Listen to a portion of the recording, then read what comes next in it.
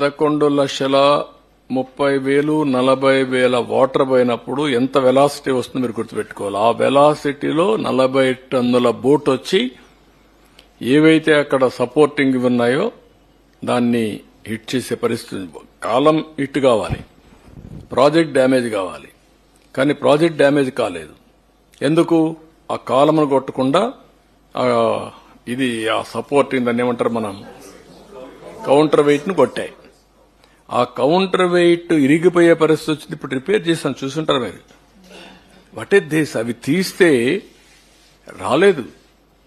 4-5 రోజులు ఎన్ని శత విధాల ప్రయత్నాలు చేసి తీసే పరిస్థితికి వచ్చాను. బాధ్యత లేదా మీకు? క్షమాపణ చెప్పరా మీరు? మీ బొమ్మ వేసుకోలేదా? మీ గుర్తులు వేసుకోలేదా? మీ పార్టీ కాదా? అంటే దేశం వదిలిపెడతారా? ఆంబోతులా మీరు? అడిగితే ఎదురుదాడి చేస్తారా మీరు? అంటే మీ బోట్లు మీరు పంపించి ఆంబోతుల మారిగా తయారై ఒక ఎంత డేంజర్ అండి అది. ఎన్ని గ్రామాలు పోతాయండి. ఇప్పటికే మీరు చేసిన తప్పుడు పనుల వల్ల 6 లక్షల మంది నరక యాతన అనుభవించారు బుడమేరులో. ఈ రోజు కూడా అనంతపూర్లో మీరు చూశారు. ఒక రథాన్ని కాల్చేస్తారా మీరు? ఒళ్ళు దగ్గర పెట్టుకుంటారా లేదా? చెప్పా, ఎవ్రీవేర్ కెమెరాలు పెట్టమన్నాడు. మక్కలు ఇరగొట్టిచ్చేస్తా. Be careful.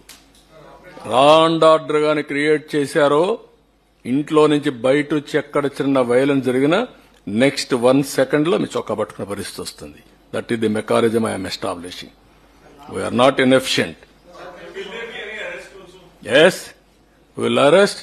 ఇదే కాదు, ఇవన్నీ అరెస్ట్ చేశాం. ఈ రోజు కూడా అక్కడ అరెస్ట్ చేశారు. ఎవడు తప్పు చేసినా, ఎవడు తోక తప్పినా, ఎవడు ఈ రాష్ట్రంలో నేరాలు క్రియేట్ చేయాలనుకున్నా అదే చివరి రోజు మీకు.